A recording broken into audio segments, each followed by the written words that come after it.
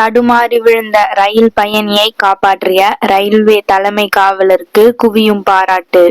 October 20ஆம் தேதி காலை 7:30 மணியளவில் விழுப்புரத்திலிருந்து திருச்சி நோக்கி வந்த பயணிகள் ரயில் அரியலூர் ரயில் நிலையம் வந்தடைந்து நின்று மீண்டும் புறப்பட்ட போது பெண் பயணி ஒருவர் அவசரமாக ஓடி வந்து நகரத் தொடங்கிய ரயிலில் ஏற முயன்ற போது தடுமாறி தலைக்குப்புற பிளாட்பாரத்தில் விழப்போனார்.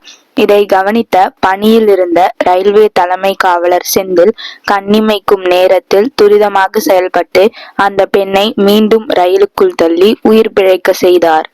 உடனே ரயில் நிறுத்தப்பட்டு சில நொடிகளுக்கு பிறகு புறப்பட்டு சென்றது. சமயோசிதமாக செயல்பட்டு பெண் பயணியின் உயிரை காப்பாற்றிய ரயில் நிலைய தலைமை காவலர் செந்திலுக்கு ரயில்வே அதிகாரிகள், சக காவலர்கள் மற்றும் பொதுமக்கள் பாராட்டு தெரிவித்தனர்.